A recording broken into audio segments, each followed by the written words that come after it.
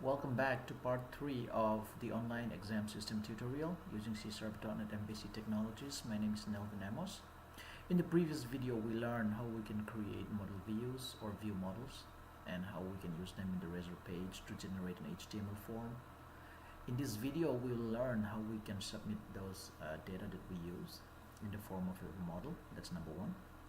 The second is how can we persist those data that we saved and then pass it on to the next page without losing the data. So basically we will use the instruction page for that, and the instruction page will contain few other information about the test regarding the question number or the duration of the test, or a few other tips and tricks that the user wants to follow during the test. Let's go. Okay, so let's continue. The form is ready. So we know as a reference here, if a user submits everything here and if he clicks on continue, he will be taken to the next page where we see these instructions. So let's build this. We know, okay, we don't need this. We know we target an instruction page. So action result instruction. And it's coming from a form and we're expecting a few data. So let's say this is the model that we were expecting and name this model. Okay, and let's simply return a view for now. Let's create the view by right click on add instruction, which is good. All right, and let's remove all of them. Let's start div class container again, div class row. Okay, so what I will do here is I'll copy paste the codes that I have written for the instructions so that we can save time. This is the section I wanted to copy paste. These are nothing but they're plain text. You don't have to do anything in particular.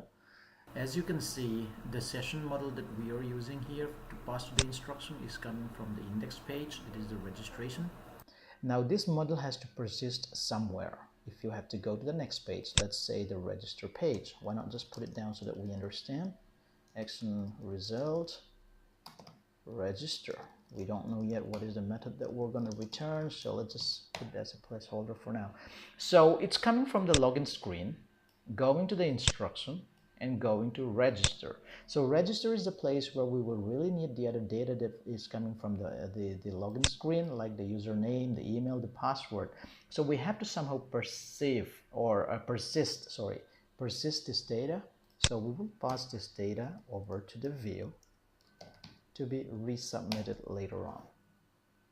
All right, and what we will do is we also have a few information that we see in the previous in the demo, that we have test duration, we have total question, the test name, and the description as well. So let's get all those information before we go to the view. What we will do, make sure that it is not null, otherwise we run into an exception. If it is not null, then get the value that we are interested in. So what are we going to do here? Let's create a variable new database context equal to new entity.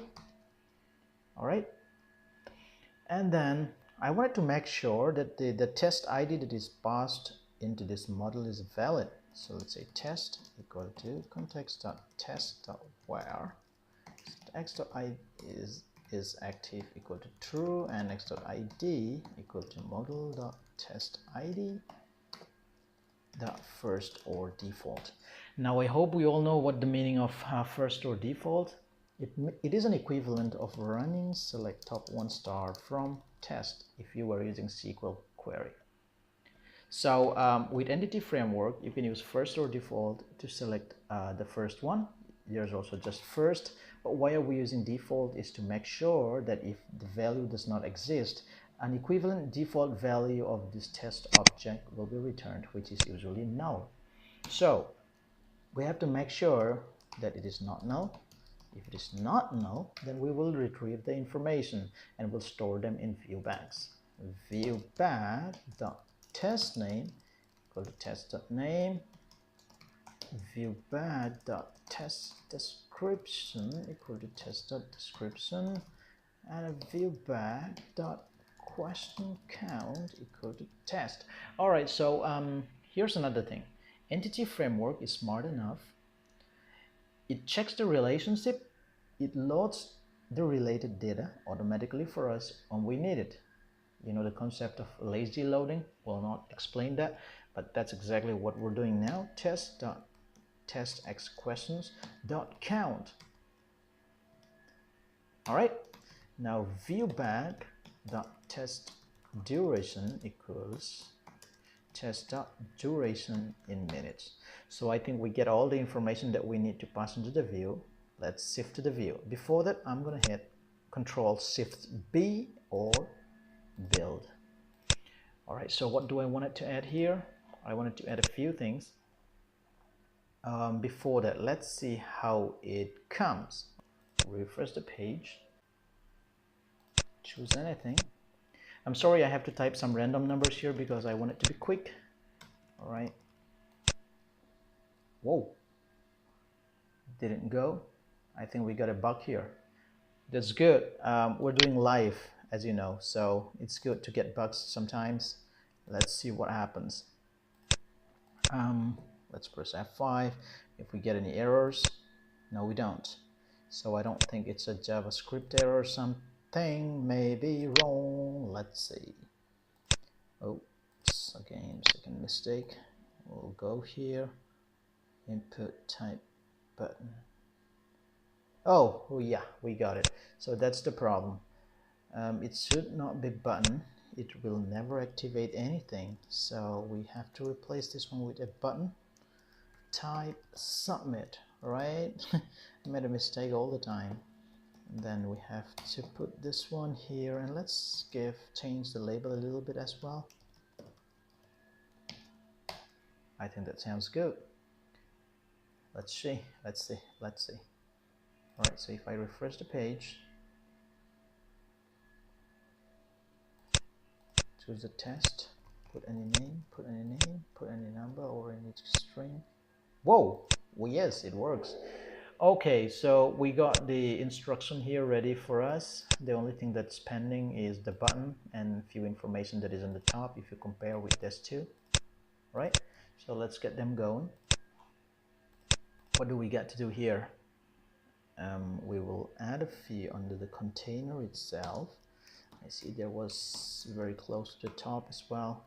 Again, the styles may not be the best way to implement the style sheet, but our intention is not about the styles. It's more about getting the coding done. So if this is not the best way, we will try to take up in a different course on how to properly use the bootstrap and things like that. So okay, and I'll put h2 for the test name. This is viewBack.testName, and then I will put viewBack.testDescription. Now on the right side of the division, I will take another 6. So the total max just 12. So that's exactly correct. We'll put a plain text that says test duration. And let's say viewBack.testDuration and minutes. We'll put a line break, test question. Then let's say viewBack.questionCount. Oh, let's not say test question, let's say total. So let's see how the changes that we've done. All right, I'm resubmitting the form. Wow, that looks great. We got the text, we got the description, we got the information. Now the only thing that we need to do is we have to add the button. Now if you go back to the page, we are checking if it is null or not. There is very little chances that it could be null, but again there is also very high chances that it could be null because users can anytime go into this page directly. So we just have to make sure that our data is not null. So how do we go about that? We'll have to check if model is not equal to null. We can do the same thing on the top as well, just to make sure that we don't run into any unnecessary issues.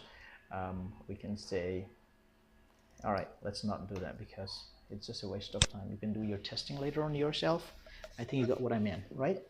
Okay, so if model is null, let's create a small form that will be resubmitted to the next page. So what we will do is using HTML.begin form, and you know that we're going to target registration,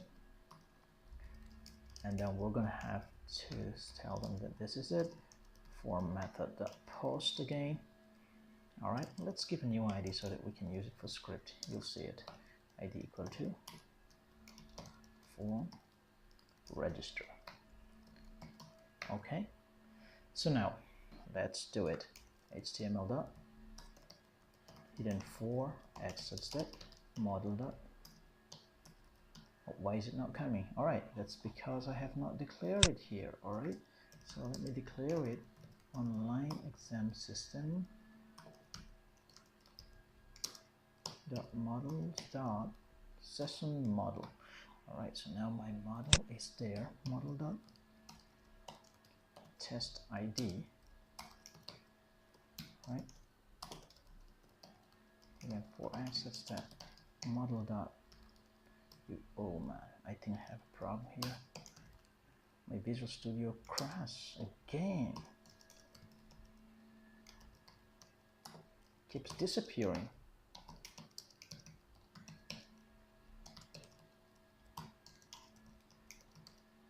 Oops. Oops.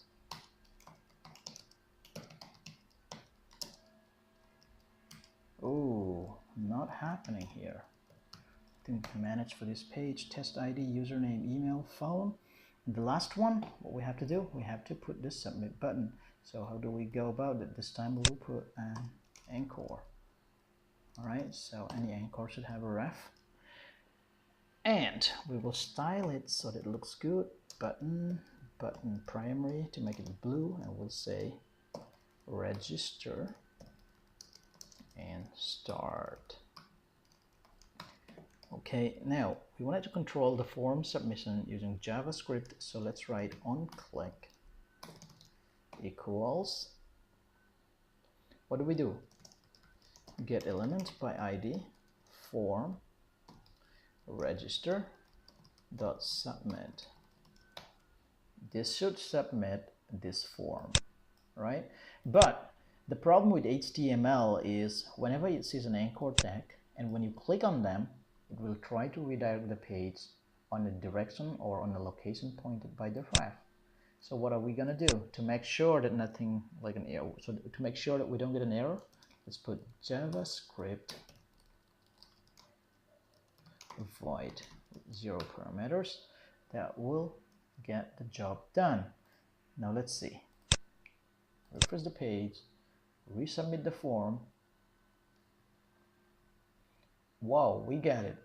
So total 20, we are bang on. We get everything that we need. Let's just inspect the element to make sure that what we did is right. We have JavaScript void, onClick element form, register submit, point register. We have a hidden username, email, phone, test ID, and all of this. All right.